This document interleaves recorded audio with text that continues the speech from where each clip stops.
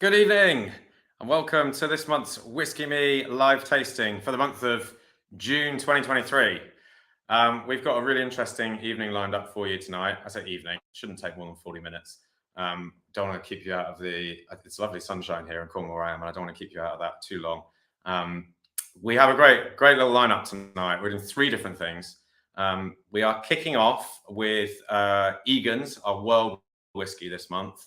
I'm going to be joined by Rupert Egan very shortly to talk a little bit about that brand. At about 8:15, 8:20, something like that, we're going to move on to Lochlea, which is, of course, our Scotch single malt of the month. Very excited to talk a little bit about that one with the guys from that distillery. And then we're going to finish with a chocolate tasting, which this is the first time I've done this, but we've had a partnership with Russel Atwell, Fresh Chocolatiers, who were fellow Dragon's Den appearance winners. And they've got a fantastic chocolate brand, and we thought we'd team up this Father's Day for a chocolate pairing. You probably received an email from us, because lots of people did a week or so ago, telling you about the partnership. And if you're a very lucky dad this Father's Day, you may well have received a pouch of Lochlea Our Barley, along with 3 packs of chocolates. And if you did, welcome. We're going to get to that part of the evening at about 8:30 probably, where we're going to taste the chocolate and taste the whiskey and basically announce how delicious all these things are and wonder why we don't drink more whiskey and chocolate together all the time. But first, we're going to start with Rupert Egan and talk about Egan. So here we go. Rupert. Good evening. How are you doing? I'm doing extremely well. How are you? I was sitting outside with a lovely backdrop of the Swiss Alps behind me, but the mountains of several thousand meters tall are not conducive to Wi-Fi coverage, so I had to come back inside to my slightly unsalubrious hotel. Hopefully, there's nothing untoward in the background, and we'll stay connected for the duration of the call. Yeah, I was hoping to crack a joke about the beautiful mountains of Ireland in your backdrop, but you've kind of ruined that. No, that was Switzerland. That was Switzerland. Yeah. Well, thanks so much for joining us on your holiday. Appreciate you taking the time out. Pleasure. Cool. Well, we were just catching up before we went live actually, and I was saying to you how delicious I think this whiskey is. Endeavour. My pouch is here. And well, really just complimenting you on the flavour of it. I think it's a fantastic Irish whiskey. It's one of the best I've had. Yeah, it's something that we're really proud of, Tristan. And we'll go on to describe it in a couple of minutes. But just by way of background, I'm a bonder and blender, so we don't own our own distillery. We describe ourselves as being unburdened by having to take distillate from just one distillery. So if you traveled around Ireland in up until the early 1970s, the way the distribution model and how whiskey was sold was via bonders. So bonders would buy distillate from distilleries, and they would mature it in their own bonded warehouses and blend it and distribute it thereafter. So we've got some really nice old bottles. I've got some labels from the late 19th century when Irish whiskey was still spelt without an E. And then subsequent to that, we have some nice bottles. And the most prominent thing on the bottle is in fact the name of the bonder. So you have Egan's, P&H Egan's of Tullamore, guaranteed pure, a lot of these sort of expressions that wouldn't fit regulations now, but make for really charming labels. And that was the more important thing, who your bonder was. So your distiller distilled, and thereafter he stood away from the process, which is really interesting given how much control we all understand that distilleries want to have over their route to market now. But that was very different in the 1960s and 1970s, and it was really with the introduction of bottling by Jameson that a lot of the bonders really started to struggle. So for a long period, the Egans really struggled. I'm the 6th generation of Egans to be involved in the bonding, blending, and bottling of Irish whiskey. So it was my great-great-grandfather, Henry Egan, and his brother Patrick, who started the business in 1852.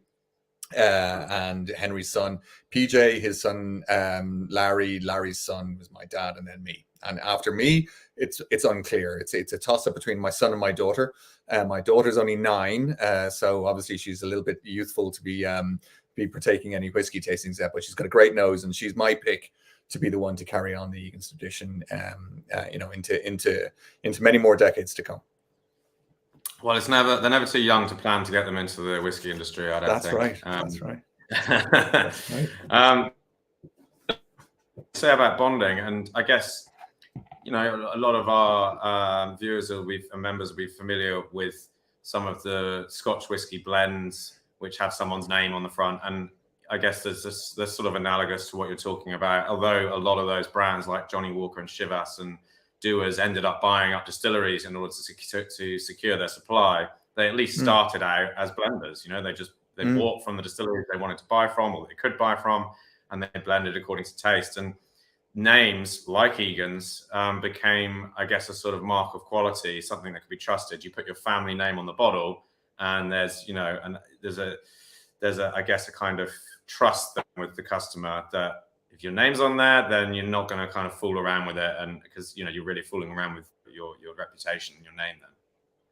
Yeah, no, I think that's absolutely right, and that's a really good summary. The kind of more famous bonders in Ireland at the time were Mitchell's, Gilbey's, and Egan's. So Mitchell's and Gilbey's were both ultimately purchased by Pernod Ricard, the owner of IDL or Middleton Distillery, and Mitchell's make the spot whiskey, so yellow, green, blue, red. I think there's a gold spot now, and Gilbey's are all the redbreast whiskies. So we are the only bonder up from that era who've managed to stay independent, and that's a point of great pride for me, really. What was clear to us, though, as we're kind of putting our shoulder to the wheel and trying to stand up the business again, in the context of the distilleries wanting so much more power, is that we needed to have our own supply. So not only do we buy mature whiskey from 4 different distilleries in Ireland, but we also own all of our own new make as well. So we have about 1,900 casks of whiskey maturing. So about 65% of them are AB1s, so our first fill bourbon barrels. We have a lot of sherry, mostly Oloroso and PX. We have some Imperial Stout. We have some Virgin American Oak, and they're nearly all triple distilled, unpeated. We have some peated as well, and I can see you holding up Endeavour to your nose, and that some of the peated malt that you're getting off the nose there and on the taste is from my own bond as well. So that's all stored. From the new make perspective, we buy it all from a distillery called Great Northern Distillery, which is about an hour north of my home.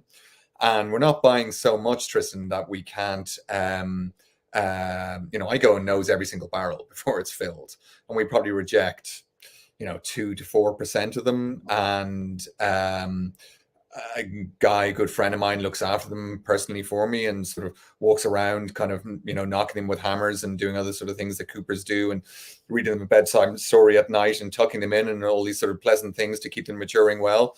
And, so we have a complete control over how much and when we're going to release stock, because the, what's going on in Irish whiskey is very difficult to have surety supply. And if we're to avoid the same thing happening as happened 50 years ago, we need to plow our own field, as they say, feather our own nest, and that's what we did, nearly a decade ago now. Yeah. So you mentioned 50 years ago, big downturn, and this was when the Egan's bonding business and other businesses, I gather, closed down, right? Was it in the 60s, 70s? Yeah, so can you tell a little bit about the journey of the business? Because it wasn't you weren't just involved in whiskey either. There was all sorts of stuff going on. Merchant traders, basically, right?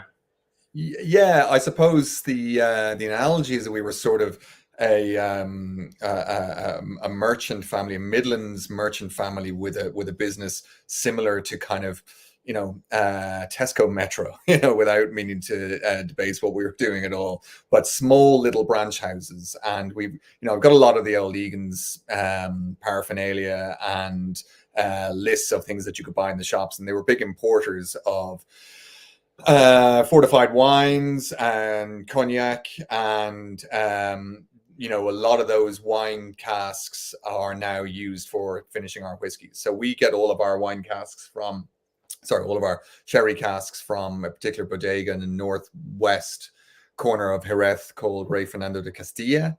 And we have a pretty good relationship with them. We've gone to see them a couple of times.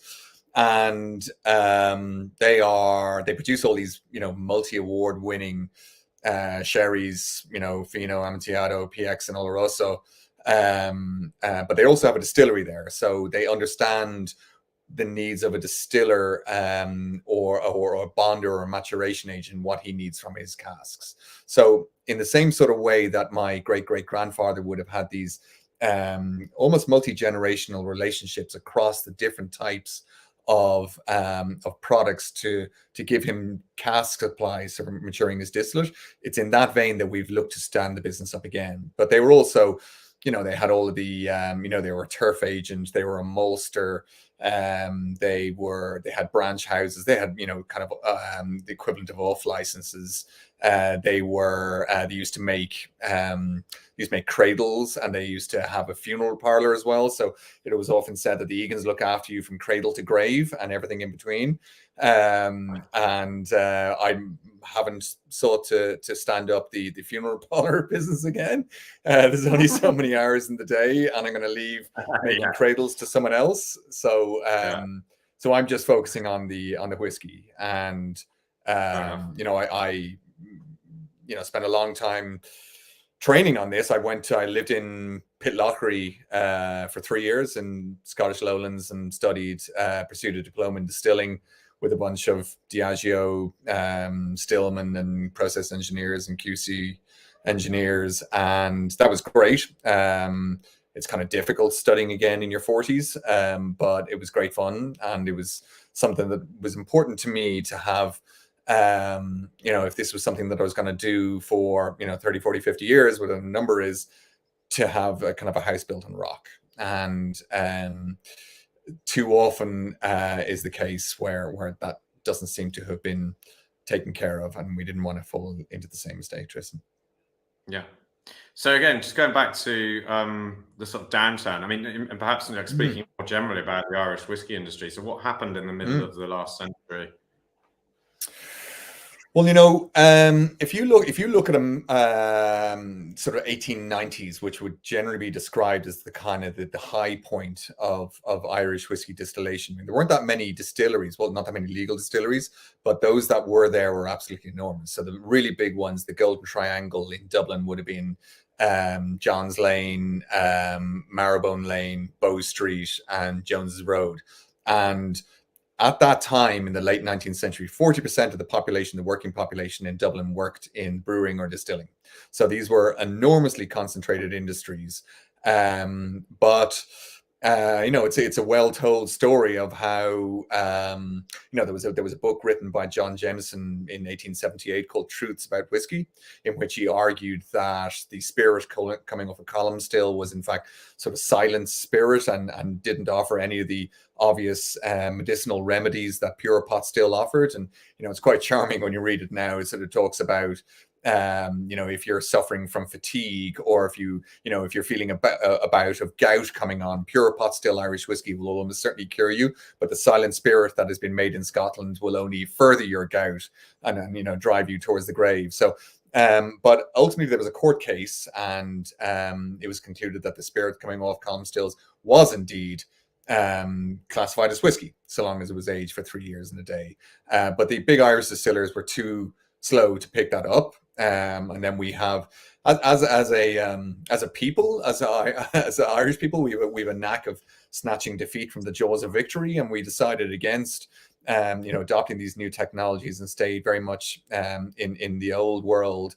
And then there was an Easter Rising in 1916, a war of independence, a civil war, basically a trade war with the British, and then prohibition in the States. And by the time prohibition ended, the Irish whiskey was in terrible state. So by 1980, there was just 3 distilleries left, and they were Middleton, Bushmills, and Cooley.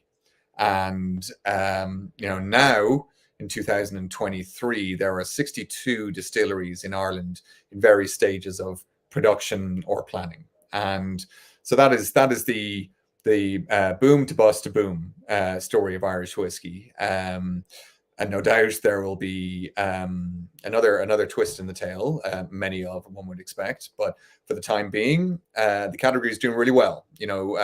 We have a slightly more facilitative casking policy than exists in Scotland. And we are, for instance, largely expected to start outselling Scotch in the United States by the end of this decade. So, and certainly for Egan's, I was in Japan last November, and the Japanese are really, really taking to Irish whiskey, because the Japanese whiskey model is one very much based on Scotch, and the whole sort of story of Taketsuru learning how to make Scotch in Scotland, obviously, and taking all those learnings back to Hokkaido and forming that industry. They're very confident in their product. They understand very well the Scotch product, and they are really enthusiastic about learning about Irish whiskey. So the whiskey that we're going to try today, Endeavour, was their favorite, and it's ever so slightly peated, and we'll go on to discuss it whenever you're ready. But it was, described to me as if a whiskey had a Japanese mother and an Irish father, and it sort of straddles 2 worlds. Or maybe there's, there might be a Scottish interloper there as well, but it certainly struck a chord, and Irish whiskey is absolutely booming out in Japan, and it feels great to go out to Japan and tell a story of the Midlands in Ireland, Tullamore, and you start with a picture of Ireland, like, this is Ireland, we are here. And within an hour later, we are now, Egan's are now the retailer of the most expensive bottle of Irish whiskey sold in Japan. So we did 170 bottles of 170,000 yen a bottle to commemorate the 170 years since P&H Egan was formed in 1852. Oh, nice. It was 2022 when I went out. And we're going from strength to strength. So we'll do probably about 5,000 cases in Japan this year, about 10,000 away from that. And, we're laying down enough supply to grow this to kind of a 40,000 case business. We want to stay independent. We want to finance it from friends and family, and hope they always remain friends and family, and it works out as a business. But right now it's great fun, and I absolutely love what I do. And if you don't like traveling around Ireland, visiting distilleries and talking to really interesting people about the sort of distillate that they're making, and visiting, cask producers, you're not in whiskey. There's something wrong with you. I just think it's the best job, and I feel enormously fortunate to be able to earn my crust doing this, Tristan.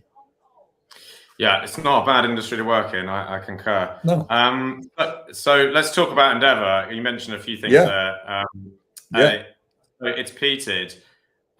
So is all the spirit that goes into that peated, or are you using unpeated and then blending afterwards? How does that work? And well, there's that. So I have a little Egan's gift set here. My pouch never arrived, Tristan. So I took out to Switzerland with me the Egan's gift set, and in that there's a little Tua glass. I don't know if you can see that very well.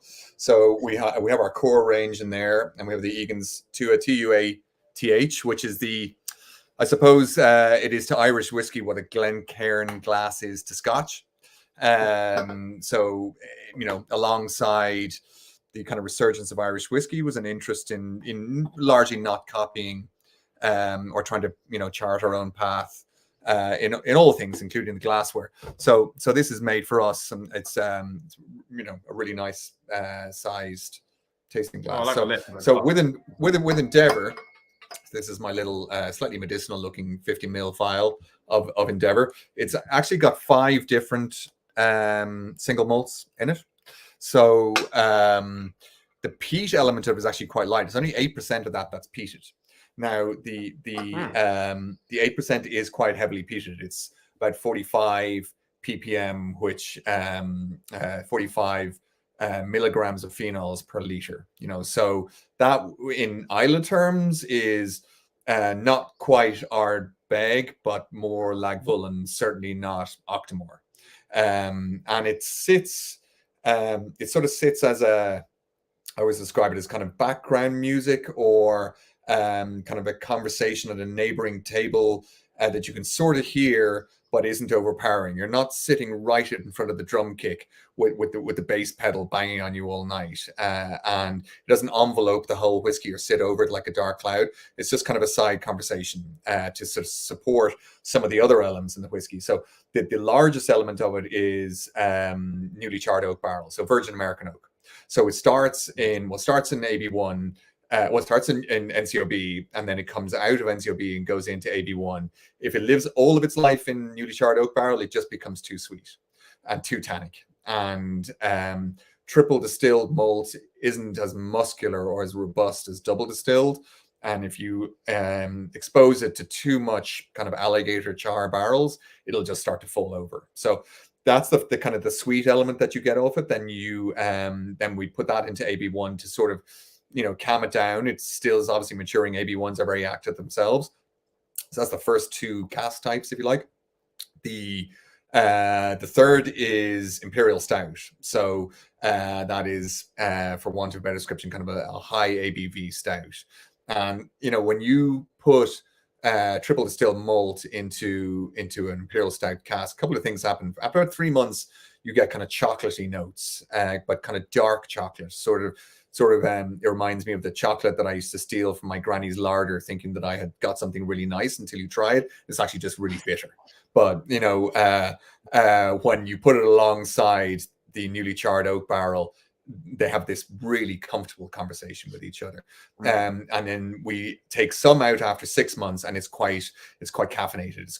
It's like, if a whiskey woke up as a cocktail, it would be kind of an espresso martini. It's got that really strong coffee taste to it.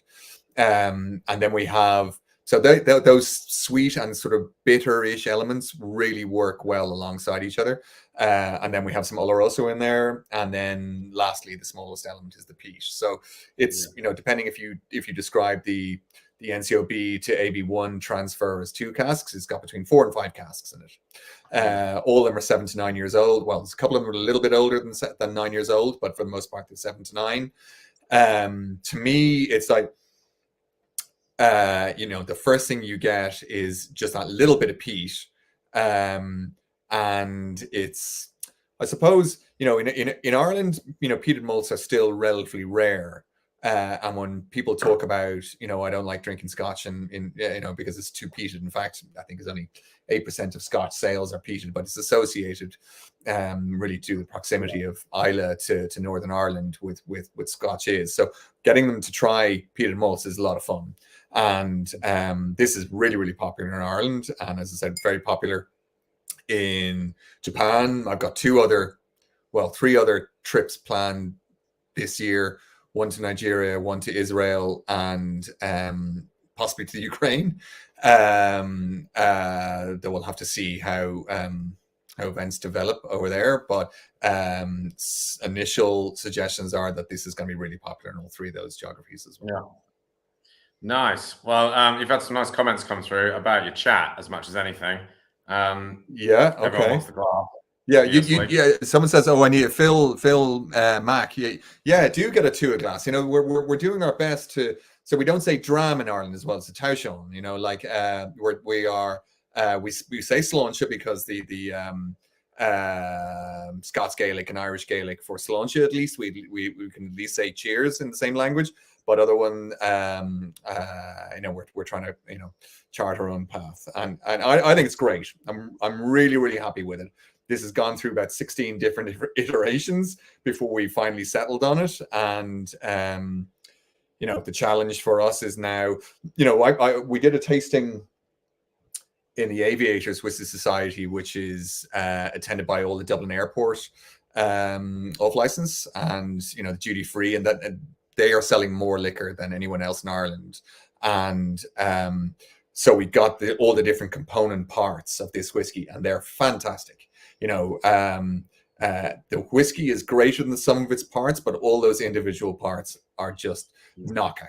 And the Imperial Stout is one that I'm really happy with. I'm under a lot of pressure to release that as a standalone whiskey, but if I release it as that, then I can't do this. And it's a good problem to have, that people want to buy it off us, but and maybe we'll do a single cask or something like that. Maybe we'll do a single cask for you guys. Is that 100% stout casks then? Like, hasn't seen anything else? What's that? What is that whiskey is 100% aged in stout cask? You have stocks of whiskey that has 100% been in stout cask. It's not been finished in there or blended in or anything like that. Yeah. We're doing this other really interesting project I alluded to before when we were chatting. There's a really nice little brewery in Dublin called Dot Brew. If you're ever in Dublin, there's a part of Dublin called Dublin 8, which is this sort of, I guess it's like Hoxton was, 25 years ago, before anyone could afford to live there. And it's, a fairly edgy area, and there's a load of really interesting stuff going on there, including this little brewery. And they're making us our own bespoke Imperial Stout. And I've got a kind of an alligator charred AB2 that I'm now seasoning with that bespoke made stout, and I'm going to can that bespoke made stout and then put in my own 23-year-old whiskey and release that as a single cask, and that's going to be amazing.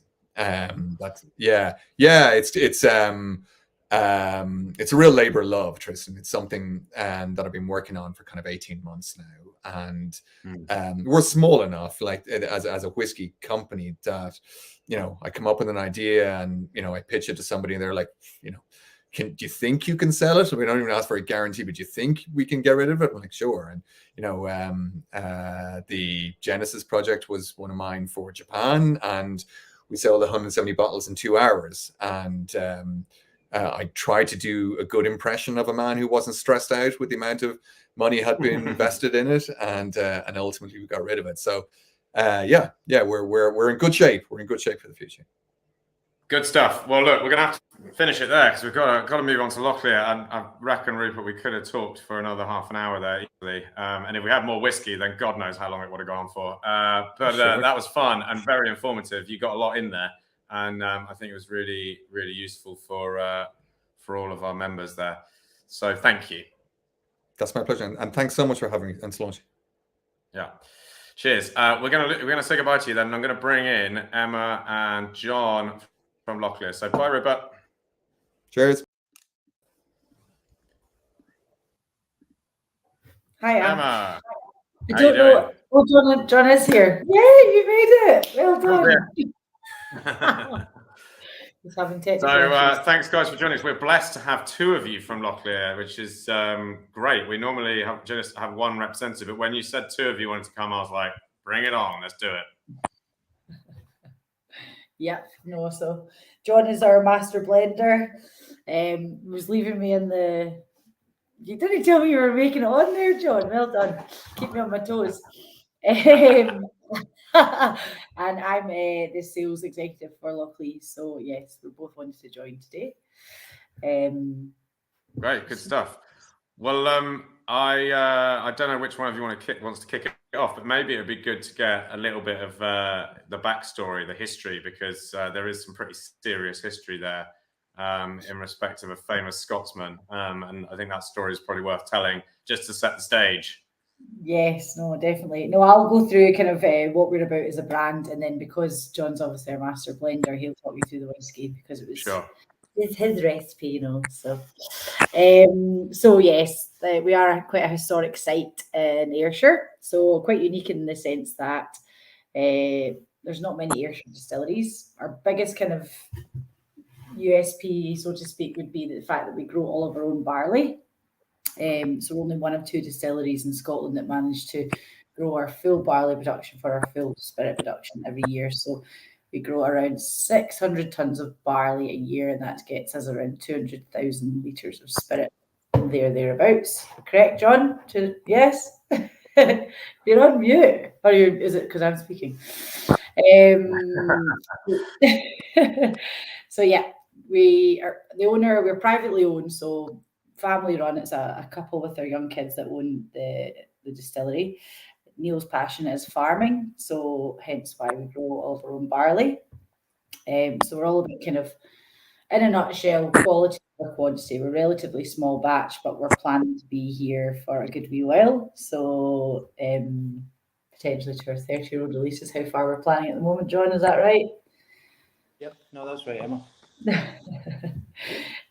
What we're really kind of passionate about is being able to tell you exactly what's happened from grain to glass. I know that saying is said quite a lot, but that is really the aim of the game at some point down the line, is to be able to be the only distillery in the whole of Scotland that does every part of the process on site. So there's currently only 2 parts of the process that we don't do at the moment on site. However, we do trials for our floor maltings, which is a lot of hard work. John worked solidly for 2 weeks. I kind of helped out, did a wee shift as well, and my face was about the colour of a tomato after about an hour of turning the malt, so that was fun. Yeah, hard work, isn't it? Really hard. And I learned about the monkey shoulder thing. Did you know? Oh yeah. The affliction that gets you. Yeah. I've only ever had a go at it a few times, and certainly not long enough to have sustained any injuries. Oh, poor John, you did do well. 2 full weeks. You're a wee bit broken after it, weren't you?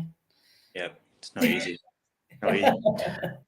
An older Roped in the family as well. I couldn't understand why a lot of the team weren't getting involved in it this year, and I was like, no, I'll do it, because I missed it. It was before I started last year. Now I understand why they weren't getting involved this year. It's very intense. You've got a malting floor there and sort of capacity to do it, but you're not doing all the malting there at the moment. You're sending some of the barley away to be malted and then brought back again. Yeah. Yeah, it currently goes to Beards. That's where we get our barley malted. But yeah. I mean, John, you can kind of get into more of this, to be honest, but it's figuring out what warehouse or what old farm building that we want to repurpose for the floor maltings. It's also the fact that we are a really small team. There's about 14 of us in total now, working for the distillery. So there's only 4 in production, John being the production director, master blender, and then there's Darren, George and Bryce. So they've got their hands full, as do the rest of the team. So we would need to expand the team first before we can do it, but there is the plans to do that further down the line. And also it's gone extremely well for our first year, so a lot of our money that we're spending is going back into bottling more liquid to sell to you guys rather than reinvesting it into our floor malting. John, yeah, that's correct. No, that's correct. Yep. No, and a lot of positive problems, Emma. So that's just them. We sold double than what we planned last year. So that means we're buying more glass. Our glass comes from Italy. And then we're just needing to get more liquid organised and keep filling the pipeline with more and more Lochlea. So we're really pleased with how we've been received. The liquid itself's been received really well. The whole brand ethos, just what we're all about. We're just coming at things from more of a kind of like a single estate type of attitude. We're very open as a brand. We are very welcoming. So like all of these things, we're just trying to really build, and so things like this is just part of it. I suppose that leads quite nicely into our company motto, doesn't it? We're very honest. Wonder why our company motto was "Dare to be honest and fear no labour." So if anyone's a Robert Burns fan, that is a quote from a Robert Burns poem. Because the site itself was owned by Robert Burns's father. So Robert Burns himself lived and worked on Lochlea Farm from 1777 to 1784 until his dad passed away. So that is another quite unique element to Lochlea. However, being a liquid-focused distillery, we don't shout about it too much. It's just some quite nice subtle nods. So if anyone has a bottle of Lochlea on the top of our box here, this is where we have our company motto. And then our logo here, the quill. Well, sorry, it was a bar. It's people think it's barley, messed but it it's up. actually, yeah, I didn't mess it up. Sorry. There was a punchline there, and you jumped straight to it. I'm sure of it. Yeah. So some subtle nods to Robert Burns. Nice. Well, I mean, that is unique. I don't believe he ever lived at another distillery, though. Of course, it wasn't a distillery then. I guess it was a farm. Or I assume there's no history of it producing spirits back then, or is that not right? Not legally, anyway. I don't think, Tris. Yeah, that's what I mean. Yeah. Yeah, everyone would have probably been doing their own stuff. So, yeah. So no, it wasn't. It was a farm back then. He was a tenant farmer on Lochlea. Yeah, and it was the same with Neil. He, the owner, he was he is a farmer, but he had farmed Lochlea with beef cattle at first, and then in 2014 he moved to cereal, and just there wasn't so much money in beef at this point, so moved to cereal, and then understood the process of where the cereal was going. He was selling it all for single malt, and then thought, well, I'll just make my own. So he had a small project running in 2015 to make some single malt. Was happy with the outcome of that, and basically through 2017, 2018 built his own distillery, and so we started production in August 2018. And sorry, I might have missed it there. When did he acquire the farm? When did he take ownership of it? He's had it for 16 years, hasn't he? 16 Yeah. years. Right. Yeah. Okay. So and then what was its history prior to that? Does it go through various ownerships, or it was in the same family? No, it was through various ones, I think. Yeah, it was a tenant farm, and then Neil bought the farm. So he actually outright owns the farm. That's why he's able to build a distillery on the grounds. But all the buildings, like the cowshed, the byre, etc., it's all been repurposed. So there's only actually one new warehouse on the farm itself. Everything else has been repurposed. It's a beautiful site. And Neil's wife, Jen, is very much heavily involved in the business as well, but through design and NPD and labelling and marketing and that kind of thing. So she actually helped design the full distillery. So it's very nice in the eye, I would say. Nice, cool. So proper family business then. Cool. So maybe we should talk a little bit. Because you've done a few releases, like limited releases, haven't you, before Our Barley? But Our Barley, I believe, is your first sort of permanent release. Is that correct? Yes, Our Barley is our core expression. So prior to Our Barley being released, there was obviously the inaugural release that was released in Burns Night the year before, 2021. Following that, we started the seasonal series. So alongside our core expression, Our Barley, we do 4 seasonal releases a year as well, kind of for a multitude of different reasons, to reflect what's happened on the farm during each season. It allows us to experiment with different cask types, which allows us to see what our customers are enjoying.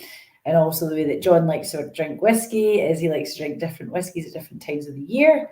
So flavour profile wise, in spring, it's always going to be a first fill just now, but potentially refilling it in a couple of years. Fully bourbon matured. So that's sowing, a really kind of light, crisp, fresh spring spirit, perfect for that time of year.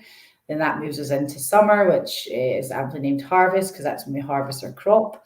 It's always going to be a play around with a port cask, loads of kind of summer berry fruit flavours coming through in that.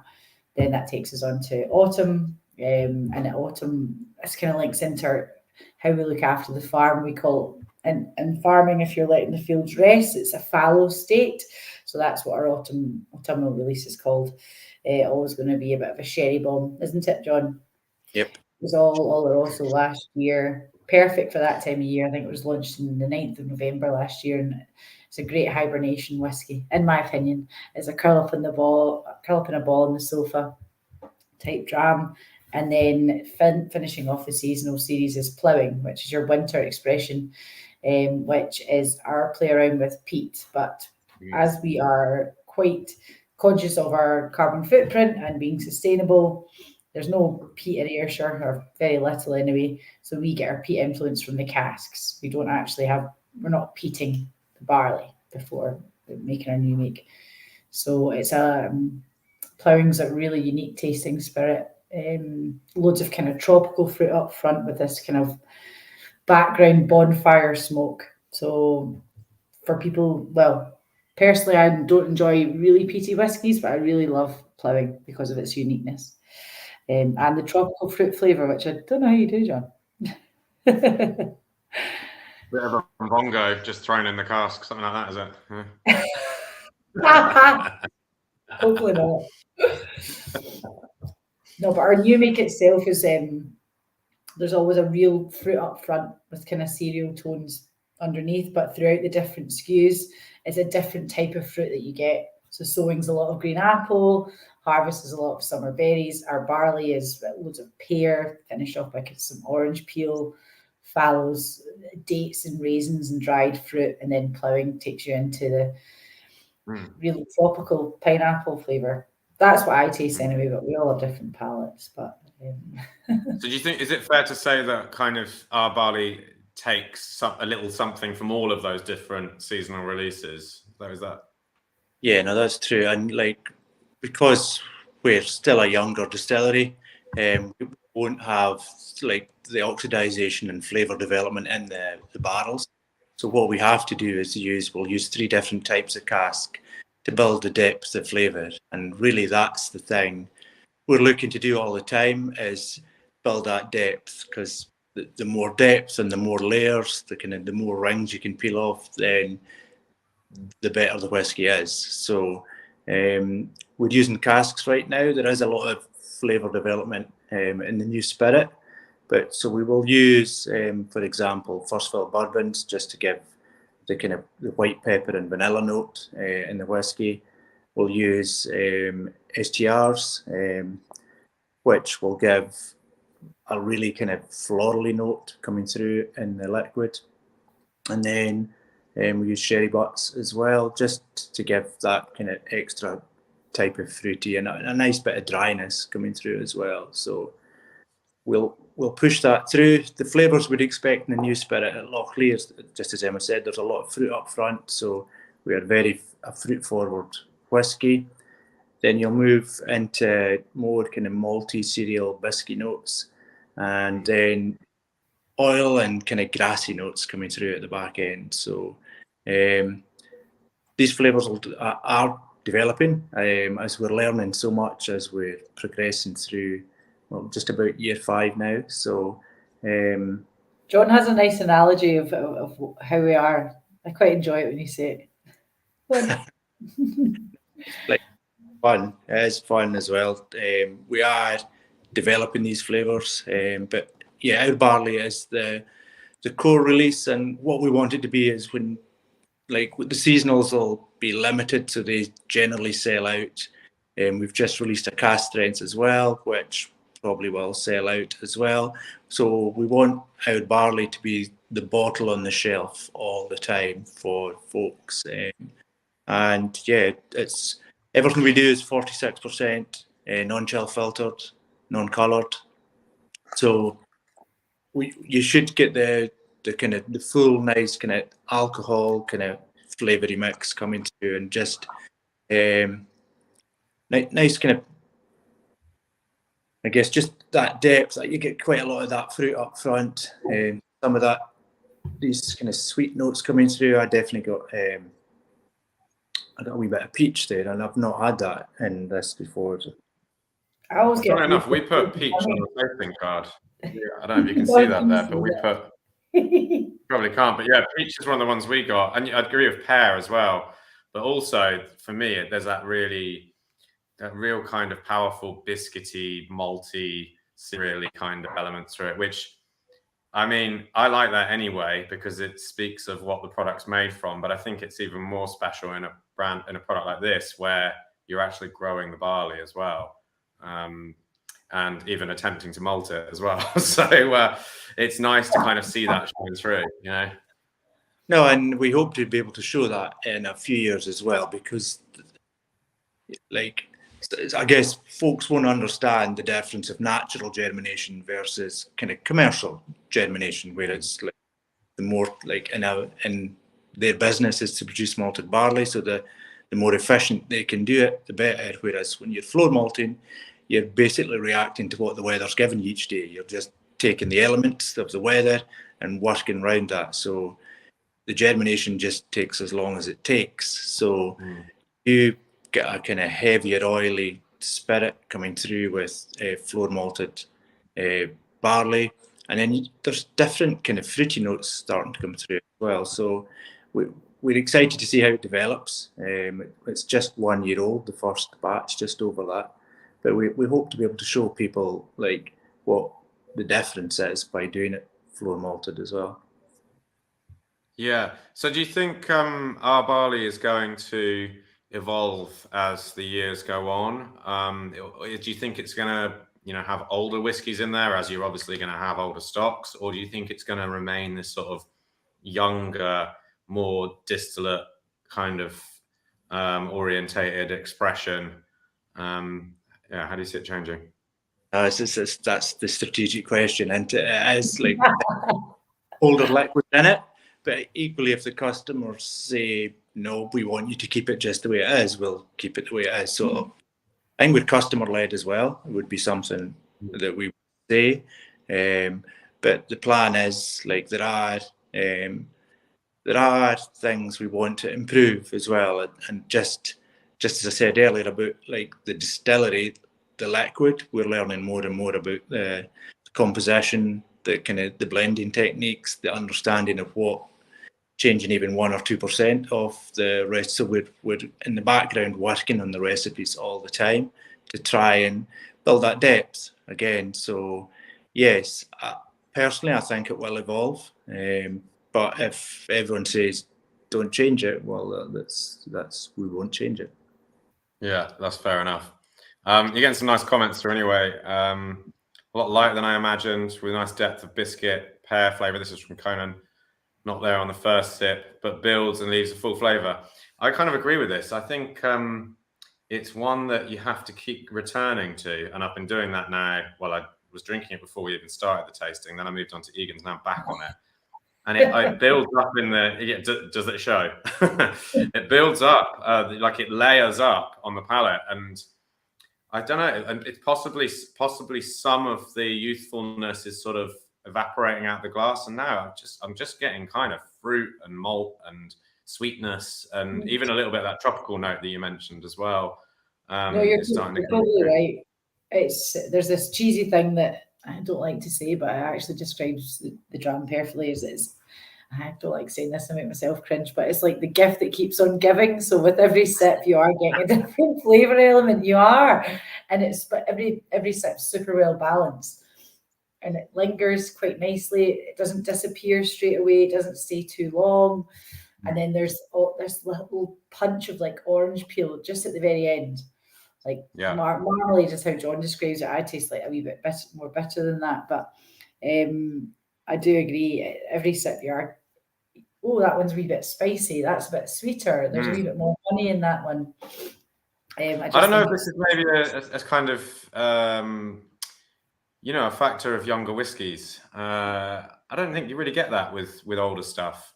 You get, obviously with older stuff, you do get that oxidative effects in the cask and, more wood characteristic and to a certain extent, more complexity or length.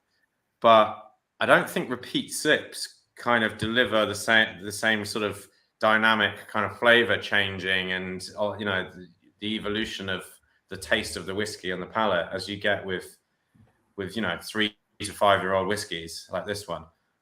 It's interesting.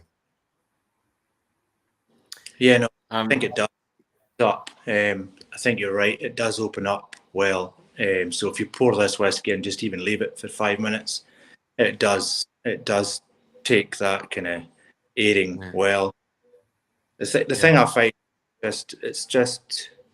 it's very malleable, this whiskey as well. So like it does like work well in cocktails. It does work well kind of straight.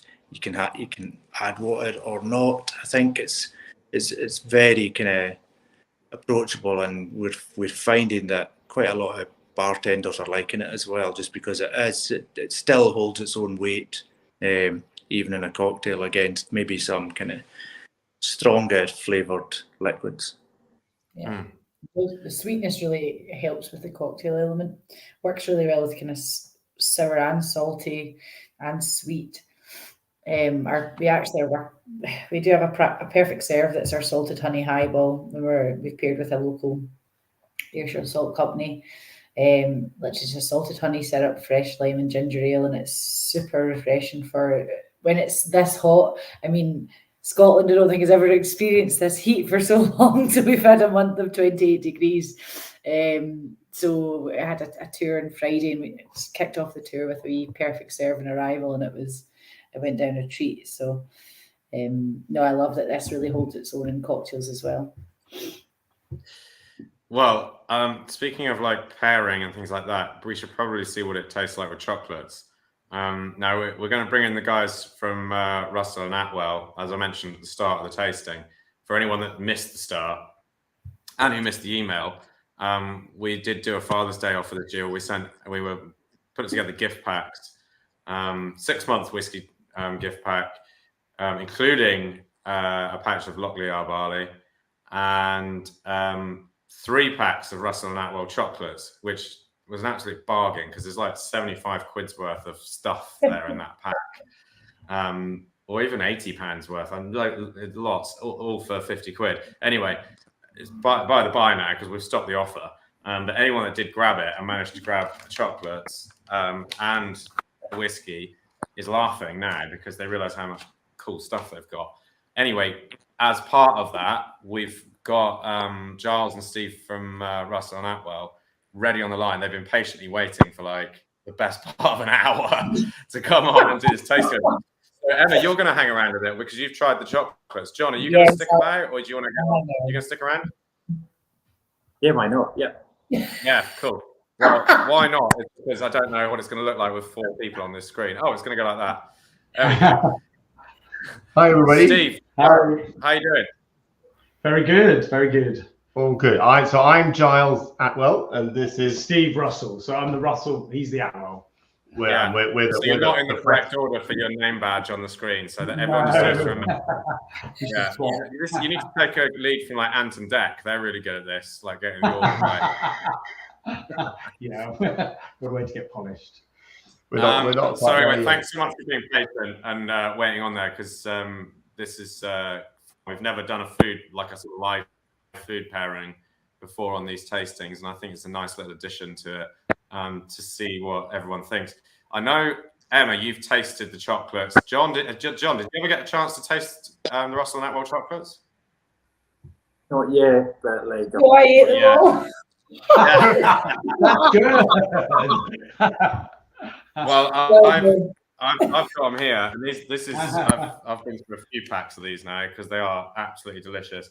Obviously, have you guys got the whiskey? Of course. Oh God, yeah. I mean, we've been enjoying the whiskey. Yeah, we're used to doing a chocolate tasting, whereas at the end of it you feel full. Now we're feeling half cut at the end of the whiskey. Great. I love your guys laughing. Awesome. Well, let's get into it. I mean, I know, Emma, you mentioned about you pick up an orange characteristic on Our Barley. Actually, guys, do you want to introduce? First of all, do you want to introduce your Russel and Atwell, the chocolates, what you do differently, and then the 3 flavors we've got? Let's talk a moment. So, I mean, we're talking from my kitchen at home, actually, where actually our products are developed either here or at our Birmingham HQ. We're based in the UK. I have a family history going back in chocolate to 1921, so we can't keep up with the whiskey guys in terms of heritage, but we don't do too badly. My grandfather began a chocolate business in 1921, and my dad ran it for 30-40 years. And it got sold from the family when I was a kid. And Steve and I both have had sort of kind of corporate careers working for big guys. We've worked on like a lot of the world's most famous chocolate brands, Mars, Cadbury, Green and Blacks, and latterly Godiva, where we met actually.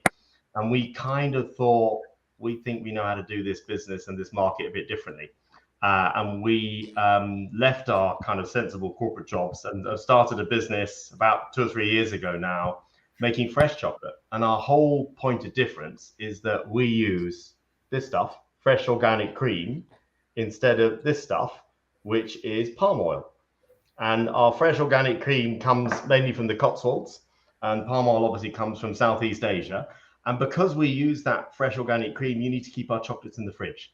And our chocolates have got a shelf life of about 10 or so weeks, versus long life chocolate, which is almost every other chocolate you buy that has a shelf life of about 12 to 18 months typically.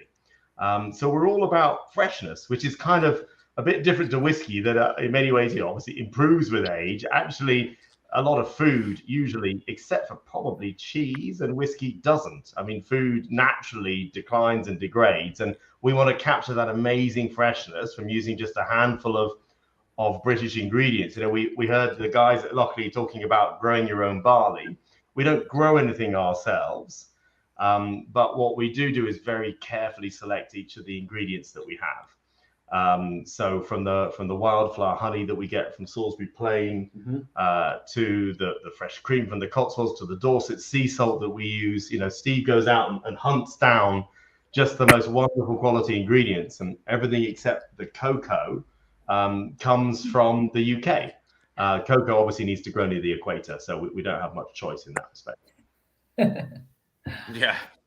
So that just gives us a bit of a sense of who we are. And I don't know if people have done a chocolate tasting, but it might be quite fun for Steve's a chocolate scientist here. He's got 20 odd years working, literally on chocolate as a scientist. And it might be quite fun for Steve off the back of this to do a bit of a whiskey tasting. Does that, we're new to this game, or we haven't done an online tasting before, but would that work, Tristan? Well, look, totally. I mean, everyone watching this is a regular, I think, and knows how to taste whiskey and is very familiar with it. Perhaps too good at tasting whiskey, even. But I'm not sure we've all been schooled on how to taste chocolate. So if we can maybe give like a kind of 3 to 5 minute elevator pitch on how to taste chocolate, that would be amazing, Steve. Yeah. Fab. Great. Well, good. Hopefully, you might have some Russel Atwell chocolates with you. So these should be straight from the fridge, because they always taste better straight from the fridge, and that's what our chocolates are designed to do. We find about half the UK population keep their chocolates in the fridge anyway. So what we wanted to do was design a chocolate specially to deliver all the characteristics that I know people look for in chocolate. Okay, so and I've got my own special way of tasting chocolate. So this is kind of a bit of a unique way. And you've got the Seville orange there, haven't you? I've got the Seville orange, which we have paired with your delicious Lochlea. Because we heard about all the orange peel and all the orangey notes that we've been really enjoying. Oh yeah, absolutely. So if you happen to have some of our chocolates, they're like small pieces. They're designed to be 2 bites, or 1 if you're really hungry. I can tell you for a fact. None of these. Where I like to taste it, it's a bit different, because I like to separate the texture and the taste, because there's a lot of texture going on. And to be honest, that's the primary thing with chocolate, is the texture. You've got to get that right to really please people. And it's a bit like whiskey. It's an emotional food, right? You have it to give you an emotion. So with the chocolate first, what I ask you to do first is kind of smell the cocoa. Just kind of what do you get? And sometimes you get quite a tarry flavor, or you get like a milk or a cream. With this one, this is enrobed in our 34% milk. Yeah. It's quite a nice, what I call like a chassis chocolate. It gives it a platform for what's inside. And what's inside in this one is cream and butter, Seville oranges, and a little bit of salt. Okay, so that's what sits inside these. What can I ask, Steve? What part of the orange is it? Is it the peel? Is it the juice? Is it the flesh? The whole orange. So we put the whole orange in, and it's rendered down for us by a lovely lady in the Cotswold, and she makes this special blend for us. So it's quite marmalade-y, because you've got a lot of peel in there. We were really intentional about. We wanted to create an orange that was unlike others. It was more foodie orange. Most others are quite floral and sweet. You think a terrace chocolate orange or whatever. We wanted a proper foodie orange, and ours is very a little bit you feel like it's like bright and a little bit intense and invigorating. Yeah. So the way I like to taste them is, and this is a bit weird, is I ask people to pinch their nose so you can't smell anything, because you know taste is pretty much mostly aromas, which get in the retronasal cavity of the nose. So if you pinch that, you can't really taste. All you can taste is salt, sweet, sour, and bitter. So pinch the nose and then bite it. And first you should notice a crack of the shell, and that's a really important thing for us. We like that crack because it kind of is like popping the cork of a bottle or the top of a bottle. It's that kind of start of the journey. And then once you've got the half piece in your mouth, kind of holding your nose so you can't taste anything, is what texture do you get. And you should get a really smooth melt, and that's what we specifically want. Yeah, a really smooth melt. Then as you're as your mouth heats up the cream and the orange and the cocoa, release your mouth, and then you should get this burst of flavors up into your retronasal cavity. That should be all these kind of wonderful orange and cream. And then as you kind of let it melt, then you get like a flavor journey towards the end, which should leave your mouth up feeling quite sort of distinctive, tangy and bittersweet. Now, when I tried these, it paired beautifully with the Lochlea, because what I tasted was freshly sort of like cereal, like almost like freshly baked bread in there. I was picking up on that, and with the kind of fruity aromas and the subtle hints of caramel, it was almost like marmalade on toast for me. So I felt that with the two, you had a synergistic effect and you had an even better experience. And I love that when you get the two together and you get more than the sum of their parts. So for me, that's why these work really well together. I'll tell you what, it's so good. We have a few observations. The first one is you've ruined Terry's chocolate orange for me. I can't go back to it. We're done with that, which is a shame. Christmas is never going to be the same. I'm going to have to obviously spend a fortune on Russel Atwell chocolates for me and my wife.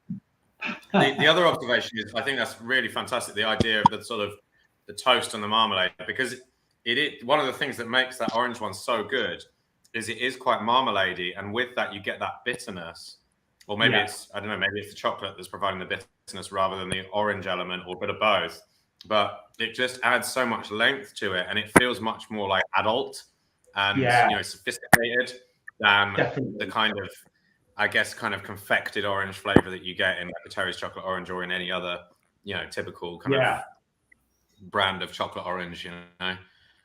They're grown-up chocolates, Orange is deliberately it's a grown-up orange. I mean, you will find kids will eat them. My kids certainly raid our fridge nicking them, but they are designed for grown-ups, But we obviously don't have just orange. We've got a creamy milk, we've got a salted caramel, we've got a dark, and even an extra dark with 100% Solomon Islands cocoa in it. So we've got lots of different flavors, but we really wanted to focus on the orange for today, because just the combination with the Lochlea was so good. Yeah, and the whole concept of pairing with whiskey is fascinating.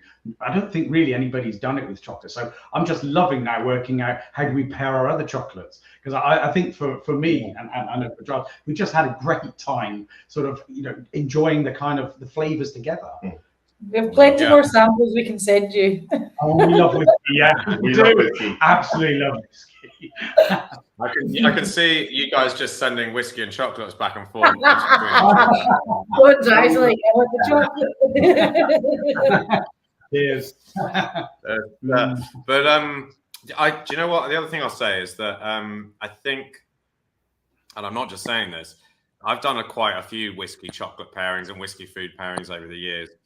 And one of the oftentimes chocolate falls down from being literally a lump of chocolate, and that presents a difficulty because you need to melt it on the palate, or it gets that sort of grainy texture to it, and then you're kind of waiting for it to melt, and then you're taking a sip, and it sort of slows the process down. These, because of that kind of cream center to them and that thin shell, they immediately sort of break and coat the palate, and so you can get that back and forward between the whiskey and the chocolate really rapidly, and that coating is there when you go to the whiskey, and then you can kind of leave the whiskey on the palate and go back to the chocolate, and it's a nice sort of format of chocolate for working with spirits, I think. I absolutely agree. It was a joy to do, and it was a real revelation for us to taste the two together, because they do like meld, you know, and you can bounce them in and out. So you know, and you get this, like I was getting this, you know, marmalade on toast. It was great. I can't tell you how excited Steve was when I came off the call with your partner Tristan. We were talking with Tom, and I said, Steve, they're going to send us some whiskey to try. Oh, yeah. He was bouncing off the walls. So, Yeah, no, for sure. It's really fun, and it's been. I'm sorry, I'm just working my way through a sort of caramel one. But no, it's been so much fun. I really think there's something there with it. And I'm normally a sort of food whiskey pairing skeptic, but this one works for sure. Yeah. Great. I'm glad you enjoy it, and I hope all of your kind of followers on this also enjoy it. We've had a little bit of fun in the last few days sending out everything through the heat. You know, it's not an issue for whiskey, but I can tell you as a chocolate manufacturer, it is heart in the mouth time when you're sending chocolate out through the mail. So we've been putting ice clocks in for the first time actually, and just about everything seems to have got through okay. The odd soggy pack, but it seems to have made it through. Normally we'd pause sending, but we couldn't let people down. It's Father's Day after all. Yeah. Well, I've had 2 packs arrive at my house, and with the ice packs, and they've arrived in perfect condition. I can't say that they're lasting long in the house, because they're being consumed by me and everyone else who lives here. But they're really, really good. Thank you. Yeah, cool. Well, Emma, you already scoffed all your lot. Sorry, that makes it sound like you're just really greedy, but you've already eaten all yours. I need to send some to We're so good and perfectly paired, so they were just too good. And also, just double checking the pairing, right? I was checking the pairing, but anytime you have any sort of food in the distillery, the production boys seem to sniff it out and come at you. So we all had a good wee go of them. So no, we all enjoy them so much. And I reckon John is now wondering when he's going to get to try this pairing. Oh, he will. I'll send John special pack. Yeah. Good stuff.